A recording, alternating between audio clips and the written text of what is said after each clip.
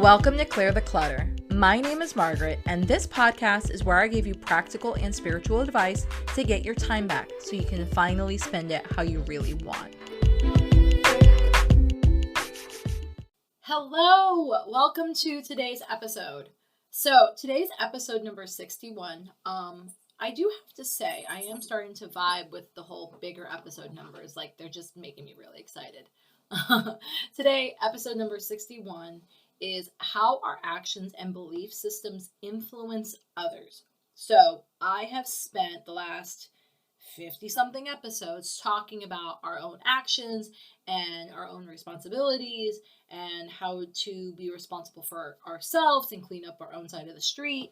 And I was thinking about that the other day, as of course I was driving, and thank God for voice memo. So I was able to send myself a voice memo so I didn't lose the thought process. But I was thinking about all of the things that I have done to affect myself, right? I've worked on my energetic minimums and maximums. I've worked on my money mindset. I have worked on my belief system around selling and how it's of service and how it's not a horrible thing. I've worked on making myself a better person for my own benefit in all of these areas, right? Like, it wasn't to impress someone. Yes, were there times where I did it so that I could get a job or do this or do that? Of course. But at the same time, I always recognized that by educating myself, by investing in myself, that I could take me wherever I went. Like, it wasn't like the skills that I learned or the tools that I learned would stay at the job, would stay at the place, would stay with the friend, would stay at the company, would stay with the course. No, they would become a part of me. So with all of that floating around in my head, I was like, because I was actually talking with one of my girlfriends, and I was like, you know what? I wonder all of the things that I've done to change myself. I wonder how that affects other people. And we were talking about something completely unrelated about how we were doing X, Y, and Z, and how we're like the leaders of our family, and what we do, eventually other people in our family will start to mimic it. And then as they start to mimic it, when they run into a roadblock, they start to like ask you questions like, hey, how did you do that again? And I was thinking about all of that, and I was like, oh, it's because our belief system is so strong that people naturally will gravitate towards it. And I'm like, wait, nope, that's not it. So I, did a little more thinking on it. And what I recognized was that in any version of relationship, it can be a relationship with your customer, it could be a relationship with your spouse, with your child, with your parents, with your family, with your friends. In any one relationship, when you are focusing on something in particular, one of you is going to be stronger than the other in conviction and in, let's say, emotion, right? So I'll give you a clean example. My dad, for a very big part of my life, was my money guru before I found Amanda Frances, because we all know how much I love Amanda Frances, right? Like, I do not like to talk about how many courses I have bought from Amanda Frances, although I do deeply love every single one of her work, because then I start to add up the dollar amounts and then I kind of have a moment and I'm like, oh, okay. But that's a side tangent. So my dad, for years and years and years, was my money guru. And even to this day, if I have something where I'm overcomplicating a system when it comes to money, I normally will go to him. Amanda, I go to for all the energetics, right? Where I'm holding myself back and all of that. But like, my dad is a very good money guru. I don't know if I've told this story before, but I think it was like 9 or 10. I might have. It was like 9 or 10. And one of my first memories I have in regards to money was my dad gave me a list. And he's like, okay, I want you to understand where money comes from, how much things cost so you can appreciate it. So I'm going to give you a list of all of the household expenses, and I want you to put a dollar amount next to them. So he, wrote down the electric bill, the mortgage, the water, the food, the blah, da, da, da, da, da, da, da, right? And so, he kind of was working with me on some of the categories, and then I was able to come up with some of the categories. So it was a fun activity that the two of us did. And I remember writing down these numbers. And he didn't give me any insight. He didn't tell me how much he made. He didn't tell me how much my mom made. He didn't give me a parameter as to how much things cost. And, I went and I filled out the little sheet that my dad had given me on a piece of paper, because again, this is a hot minute ago, let's put it that way. So this was pre-tablets and iPhones and cell phones. God, this was like early internet. Okay, anywho, I'm dating myself. Anyway, so I'm writing this down on a piece of paper, and my dad looked at it, and I'll always remember this. And it was like from a very good place. But like the first thing he did is he just started dying laughing. Like he just started bust a gut laughing. He was laughing so hard that he almost started crying. And I'm like, what? What do you mean? And he's like, oh no, our bills are not that cheap. And then next to it he wrote in the columns, what the actual bill for this would be and what the bill for that would be. And because it was such a fun and positive experience, like it never, like there was no money shame, there was no trauma or anything like that. It was just such a fun experience. I love talking about it, because it's one of the things that, like, one day when Ben and I have kids, I look forward to having those fun moments where I get to, like, kind of, reality check my own kids and be like, oh, that's adorable. You think that this is what it's like? Okay. But in a positive way, so, builds this lasting memory. But anywho, the point of that story is, for a very long time, my dad clearly knew a lot more about money than I did. He knew about credit. He knew about taxes. He knew about, getting mortgages. He knew about, oh my God, did he know about insurance? So as there were milestones in my life before I got married, and even when Ben and I got married, when we were like super young, right? My dad was always a very good resource for me. So in that part of our relationship, my dad was the stronger part of the mentality, right? He had the stronger belief, he had the stronger actions, and so therefore he influenced me very deeply. It's been a very fun and very cool transition as I've been in my 30s to see my dad now start coming to me for advice when it comes to money. And it's not because I'm doing anything magical or different, but there are different areas, like when I talk about money mindset or sabotaging ourselves or stop being cheap or things like that. When I talk about all of those things, my conviction now in this money conversation is so much stronger. My belief system, my actions are so much stronger than his, that I am now getting to influence this conversation that we're having in regards to money. So my whole point of that story is that in every interaction that we're doing, we are either being influenced or we are influencing someone else. And you might think about that. You might be like, oh my God, that sounds exhausting. I don't mean it to be in an exhausting way. I mean it to be in a fun, exploratory way. If you are doing all of the things, right? If you are listening to this podcast, if you're doing the journal prompts, if you are doing your part, which I've always stressed and emphasized and, encouraged, if you are doing your part to better yourself, one of the things we need to be conscious of is the inputs of the environment around us. And if we are not conscious of that, and I don't expect you to be conscious of every single input in perpetuity, because that would be exhausting. But what I want you to start recognizing is the areas where you have the most frustration, the area that you have the most clutter in, the area that you have the most stress or the anxiety or whatever. I want you to start paying attention. Are you the influencer or are you being influenced? And if you are being influenced, okay, fine, no judgment. We are all influenced. Why are you being influenced? Is it because your conviction's not as strong? Is it because you've got a bad story that you're telling yourself? Is it because of X, Y, and Z reason? But I want you to start paying attention to being influenced. Because if you can identify an area where you are being influenced, then again, you've got half the scenario done. I'm excited. I'm starting to fidget in the chair. So that shit's going down and we're getting real, right? But if you can identify where you're being influenced, then half of your problem is already solved. You can recognize, oh my God, I'm being influenced in this area because I don't have a strong enough belief system, or I don't think I'm worthy. Oh my God, everything.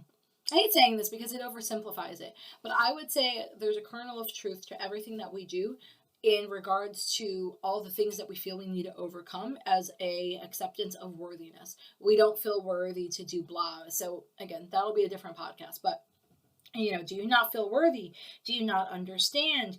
Do you not like the results you're getting? So you're just going to mimic someone else? Do you think it's hard? So I'm going to give you an example. So I gave you an example of how relationships can influence each other with, how my dad influenced my money mindset when I was a kid, and then how I, am now starting to influence him, and how that's been a very fun and healthy relationship. I'll give you an example of how being influenced cannot be healthy. So at the current company I work for, most of you already know I'm a parts manager at a power sports dealership, and I deeply love it. And there's so many lessons that I learned from it that like I always say this, I'm still not ready to completely shift away from working there because I still feel like there's a couple of lessons I need to learn before like I walk away from that company and that opportunity. But where I have been influenced in a negative manner is it sounds so simple, but it's not simple. There's a bigger picture to it, is lunches. So it's a very bad company culture where the place I work at is really laissez-faire or really just crappy about taking lunches. And you might be thinking, oh, well, that's dumb. Like, why does it matter if you're taking lunches? Well, here's why. I've been very open, well, kind of open. I've been more open than I was expecting about our fertility journey and how Ben and I have been trying to have kids and how that made me do some introspective things. And obviously now we've been taking steps to make ourselves healthier and reduce our stress levels and all of that. And part of that journey is freaking eating. So like today was a perfect example. It's such a bad culture. It's still where I am being influenced. But again, I'm recognizing it and I'm taking my own action steps. So today we had a consultant on site. He was there for the last 2 days, and he had a meeting with us. And we knew, but mind you, we knew about the meeting coming up. There was a meeting at 1 o'clock, right? And it was a 2.5 hour meeting. So I knew that at 1 o'clock I had a meeting. I knew that my guys at the counter needed to also eat as well. So what did I do? I did not pack a lunch. I did not DoorDash anything. I did not, I don't know, smuggle in an apple, make myself a protein shake. I did nothing knowing that this meeting is coming a day or so ahead of time. I did nothing to prepare myself to have some availability for lunch. I'm like, oh, well, I'll just go ahead and go out and I'll grab something really quickly, right? Not that big of a deal. Well, push comes to shove today. And instead of me going at maybe an earlier lunch or again, door dashing, because door dashing now is cool in Okeechobee, thank freaking God. Or, any of the resources I had options to or access to, paying one of my coworkers, hey, where are you going? Can you grab me lunch too? All of these options I had, I just ended up sending one of my guys to lunch. I cared more about sending him to lunch so that he can eat. And then I could sit there and almost be a martyr in a sense of, well, my guy needs to go to lunch and come back, and then I'll figure out food later. And so this martyr complex has been part of the company culture in regards to like other things too, but more so food. And why food matters to me right now so vividly is I have recognized I have a very unhealthy relationship with food. I have let so many other either people or scenarios or companies influence my relationship with food. And there was a time in my early-ish 20s when I was working in healthcare before I even got into IT that I felt like I had actually gotten back on a good standing and I had a really healthy relationship with food, and my weight wasn't all over the place. I wasn't having all these weird health issues.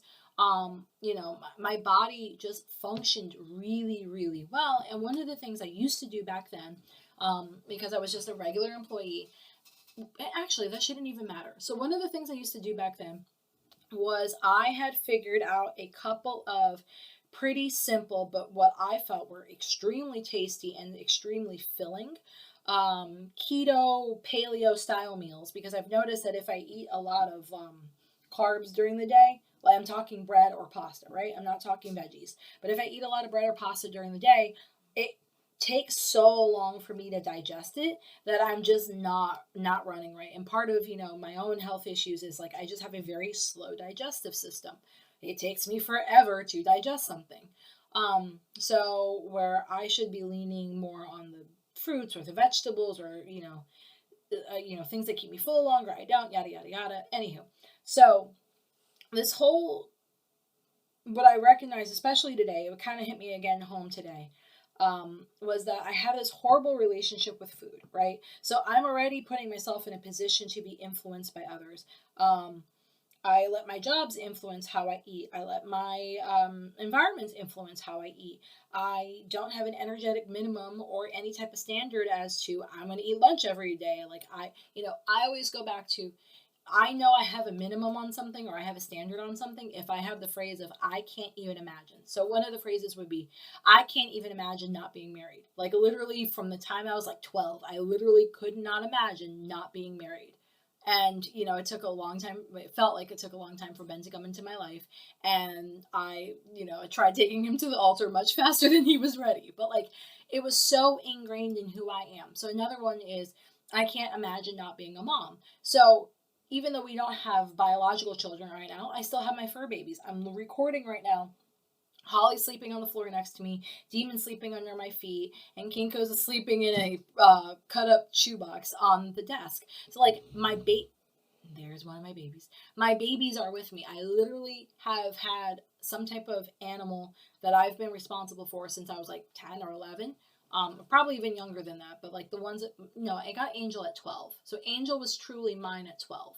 But like, I've been a mom for years now. I can't even imagine a reality where I am not a mom. So where I have these super strong convictions and I know what that feels like, I know what that looks like, I know what it sounds like, I know what my energy's like, I know how I react.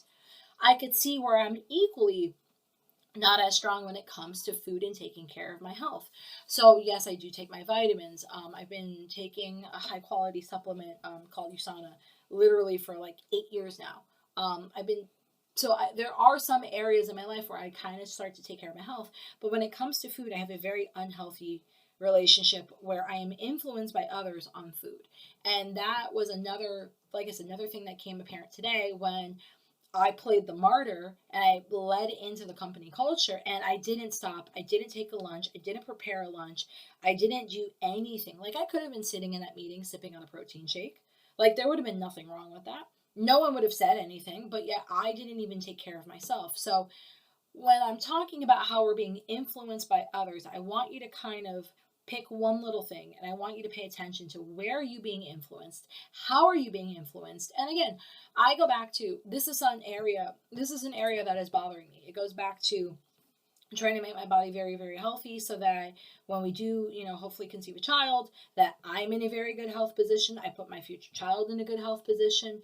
And then there's just the factor of like, I want to look cute. I want to feel good. I want to sleep good. There's all these, benefits obviously. And that all for me anyway ties into food.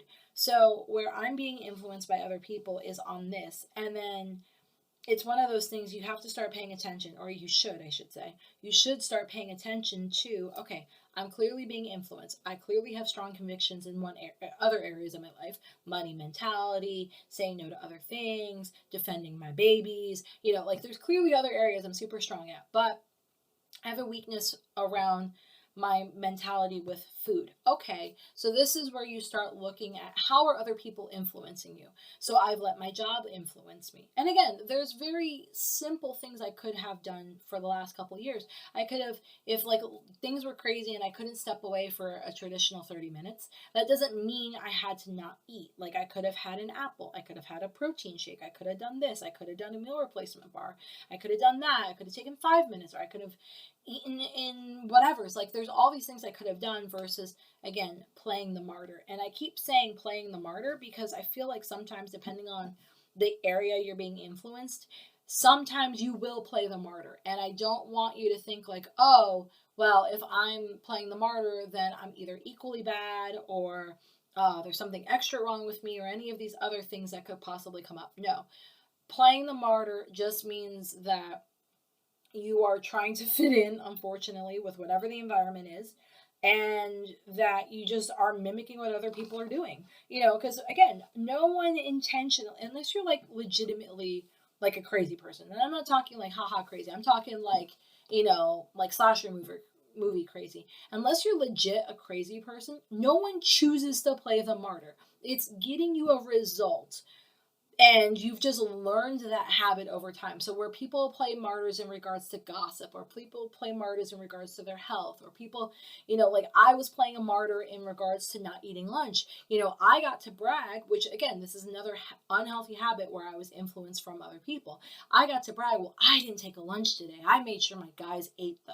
Like, how is that something to brag about? That is like the dumbest shit ever. Like, saying it out loud, I'm like, wow, that is super fucking dumb.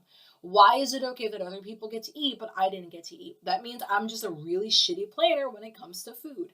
So I want you to start paying attention to what are these areas that you're, whether it's consciously or unconsciously absorbing. And if that's the case, I'm picking food as an example, right? Because it could be money for you. It could be gossip. It could be social media. It could be how people treat you. It could be self-confidence. There's all these other things that it could be, but I'm trying to think of the cleanest example that you can follow along with. So if I am being influenced by others and I'm playing the martyr when it comes to eating lunches and taking my little break during the day, like, it shouldn't be a thing. It should just be a normal thing. There shouldn't be any emotion or drama around it. If that is what I'm doing, if that is the martyr I'm becoming, well, I'm recognizing, again, that is a problem. And I don't want it to be something that is part of me. I don't want it to stick around any longer than it stuck around. I want to go back to having a healthy relationship with X. I want to have a healthy relationship again with food. So this is where you start to stop and identify, okay, clearly my problem is I like to be a martyr when it comes to food. Why is that? And obviously there's going to be journal prompts and all that jazz. I'm playing with something a little different in the journal prompts, so I'll still go over the journal prompts, but the whole deep dive on the journal prompts are going to be over at the Etsy link, so you guys can buy them. Again, they're 99 cents. I'm not intentionally trying to price anyone out of having journal prompts. You still get the audio, you still can do it, but I'm giving you a little bit of a richer experience in the journal prompts through the Etsy store, so then that way I can kind of stay focused on the audio, and it just feels a little bit better energetically. But, I want you to stop and focus, and I want you to go, why? Why am I being the martyr? Well, I'm being the martyr because everyone else is. And if that's the honest truth, then that's something super easy to fix. So for me, using that food example, using the lunch example to be very clear, I'm being the martyr because everyone else is. Because it's so much easier to fit in and be the martyr and have a screwed up meal schedule. And then because of the resulting from that, now I have something where I can fit in because that is part of the company culture.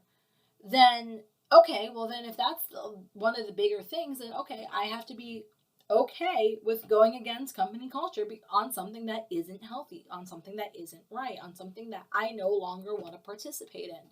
And again, it could be anything for you. So let's say it's a money mindset thing, because we talk about money and mindsets all the time. If there is a belief pattern or a habit that other people are doing around you when it comes to money, and you're like, that just feels icky, I don't want to do that anymore, then do the same thing of what I'm doing with food. Stop and recognize, hey, I have a weakness in this area. This is a muscle I need to build. I need to recognize why I'm doing it. Oh, I'm doing it because I want to fit in. Okay, cool. I am now comfortable. You need to tell yourself this, right? I am now comfortable not fitting in. I am now comfortable, in my example, taking a lunch every single day. I am now comfortable knowing and thinking ahead of time, and if I can't leave, I'm going to pack a lunch. I am comfortable making sure I have a blendy bottle with some, meal replacement shakes always at my desk. So if something happens, I have a fail-safe. I am comfortable with ordering DoorDash or asking one of my coworkers when they go out to buy something for me as well. I am always comfortable making sure I can eat. And again, I'm using food as my example so you have something clear, tangible to work off of. But I want you to start thinking about that as well. And one of the other things I want you to start focusing on is, it's going to be a little uncomfortable. It's going to be a little weird, but that is okay. So the reason why you're being influenced again in that area is because you just don't have a strong enough muscle in that area. And, part of it too is I always try to look at everything I'm learning. I don't try and demonize any of it. So I'm just trying to be conscious that, okay, it's time for me to learn something. And I'm not necessarily saying that I'm a fan of this whole, this all has to happen for a reason. I think that there is a lot of unnecessary struggling. And I think, especially if you're living in America, there's a lot of culture that's ingrained in, if you don't struggle, it's not worth it. If it's not hard, it's not worth it. If it's easy, it's bad. If it's easy, it's should be looked at as, not reliable. If it's blah blah blah, so there's all these hangups of unnecessary struggle. So I don't want you to think that, oh well, I had to learn this lesson. Not necessarily. And if you did have to learn that lesson, you don't always have to learn it in a painful manner. So, one of my favorite phrases is, what I don't know, I hire someone to teach me. The reason why I always say that over and over again, and why I have a cup around it, and why I love it, and why it's like one of my most favorite phrases ever, is because I don't believe that every single lesson I have to learn has to be painful. So wherever you are being influenced, and you are not the influencer, but you are being influenced, wherever that is, whatever the lesson is, that doesn't necessarily mean it has to be painful. That just means, for me, for example, right? That just means going forward, I need to be comfortable in any environment taking care of myself. And if I need to modify that, that's okay. I am willing to modify, I'm willing to change. I'm not rigid in any capacity, but I always will make it a standard that I take care of myself. And like I said, if that means, again, using food as the example, if that means I need to do protein shakes, whatever, I'll do some protein shakes. It does not matter. That goes back to being flexible. It goes back to making the lesson not so painful. And then in the process, you're not punishing yourself, because out of all of this, I don't want you, if you are being influenced, I don't want you to be influenced and, demonize it when you recognize it, and then make this whole big thing when it doesn't need to be a whole big thing. Because the end result of all of this is you clean up whatever it is on your side of the street. So for me, it's food and it's eating lunches, right? For you, it might be something different. But whatever it is, I want you to have the conscious path to think that, okay, well, I'm going to clean this up. I'm going to use this as a teachable moment, as my dad loves to say. I'm going to learn my lessons, and then I'm going to go ahead and be a shining example for someone else. So where all of this has value. Everything that you're doing has value. All the lessons, the good and the bad that you are going through, have value. They only have value if you can teach them. And teaching them might mean sitting on a podcast with your cat staring out the door trying to be like, Mommy, are you done yet? I want to go outside and play in the living room, or with dad, or whatever, right? So sometimes that might mean sitting on a podcast, getting out of your own way, and sharing the lessons when they're uncomfortable with people that you'll never most likely get to meet. Sometimes that means taking someone under your wing. Sometimes that means you're just such a strong, clear example that your actions speak loud enough, and you don't necessarily need to be verbalizing every single thing. Like, there are areas that I am, okay, so here's an example of that, right? I am so clear on my conviction to use my spreadsheet and processes that every time we switch computers, every time the internet goes down, or anytime a password changes at the dealership, I have everyone and their brother running to me and being like, Maggie, the spreadsheet's down, or Maggie, the blah, blah, blah, blah, blah. Maggie, I can't grab your list. And so I've become known, my conviction, my actions, my everything is so strong that everyone knows Maggie and the spreadsheets. I'm literally synonymous with Maggie and spreadsheets, or Maggie and Google Docs. So I want that to be, I guess, your goal, right? That whatever you would decide to focus on, whatever you decide to change, that your actions and your follow through speak so clearly that it literally does the work for you. Now, if you choose to take that lesson that you've learned and share it with someone else, whether it's through a podcast, through a friend, or through any other medium, that's phenomenal. But you have to get there first. You have to take the steps first. You have to recognize where you're being influenced, why you don't like it, and what are you going to do to change it, right? So the action should be fun. The action needs to be not painful. I keep going back to it, and I've said that a couple times in this podcast. It is very, especially depending on where you live, right? If you are in any type of Western culture, if you're influenced or, you come from a Western background, say you're living overseas, I see you, my overseas people. But like, if you have any type of Western-ish influence, it's very, very, very easy to go down the slippery slope and become the quote unquote martyr, to become the person that like has to struggle to learn. And I do not want that in any part of this lesson.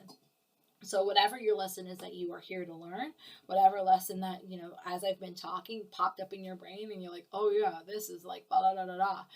Whatever it is, just embrace it and say, okay, you've got my attention and now I'm willing to change it. And then focus, like I said, focus on getting to that I can't even imagine stage. So I would love, and I can't wait until I get to the stage of I can't even imagine not eating lunch every single day. Like, the world would have to end. Like, I would have to have, slept for 24 hours.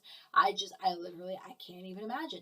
What do you mean I didn't stop and eat lunch? What do you mean I didn't fuel my body? What do you mean I didn't take care of myself? Are you talking about me? Are you sure you're talking about me? Because that is physically impossible. I must have been in a coma. And even then, I'd be on a feeding tube. So, like, of course I still ate. Like, that is the level of conviction that I want you to get. Almost to the point where it's just so unimaginable that you just can't fathom it, right? It's the same conviction level I have with being a mom. It's the same conviction level I have of being married and being a great wife to an amazing husband that treats me wonderfully. Like, it's the same conviction I have to becoming a multimillionaire one day. It's the same conviction I have to, what do you mean it's Thursday and a podcast didn't come out? What do you, like, how is that even possible? So it's the same level of conviction and all of that. We just have to take what we're really good at and we have to apply it to the areas we're weak. Because I always go back to, there's always something you're doing good. I don't care how screwed up your life is. Like, your life could be falling the freak apart, right? And there is still something that you do really, really, really freaking well. So why don't we take those skills and we build off of it versus, throwing your hands up in the air and saying, I do everything horribly. That's not true. That's just fear talking. That's just your ego being stressed out. So whatever it is you're doing bad, let's get back to that I can't even imagine stage so that you can influence other people. And I know I've circled around influencing other people a lot in this episode, but here's why, right? So there has been times that either I have mentored someone or Ben has mentored someone, and we've mentored them because we were such a bright, clear example of what they wanted to achieve that someone was willing to ask the uncomfortable questions to say, like, hey, can you help me with blank? And the mentorship is amazing and it's lovely. But sometimes it's that silent action, Sometimes it's, you do something so well. Like, I can think of so many different people that I work with that they do that one thing really, really well, and they're so good at doing it that they're not even conscious of it. I'm conscious of them doing it because I'm like, dang, that is some boundaries right there. But like, you never know who you're influencing. Everything that we do, every interaction we have, and again, I don't mean this in a pressury manner. I just mean this for you to be conscious, right? Everything we do, every interaction we have, whether it's in person, on the phone, online, doesn't matter, right? Every interaction we're having, we're either being influenced or we're influencing someone else. So why can't we, and this is where the eco hippie in me comes out. Why can't we leave the world a better place? Why can't I teach my people that no matter what happens, you still can value yourself. You can still stop and eat. You can still do this. You can still do that. Yes, we can pivot. Yes, we can blah, blah, blah, blah, blah. But I still expect you to take care of yourself, because if you don't take care of yourself, well, then how are you supposed to take care of your customers? No one likes a hangry parts manager. But like, it's that bigger eco hippie of, if we can love ourselves more deeply, then how we treat other people will be with a kinder, gentler tone. We will be more forgiving. We will be more gracious.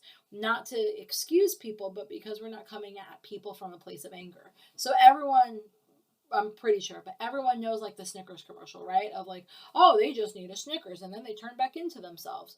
Well, it's like permanently giving yourself Snickers so that you never get to the hangry part. Like, just love yourself a little bit more. And, I think let's wrap this one up with the fact that no matter what, you are worthy.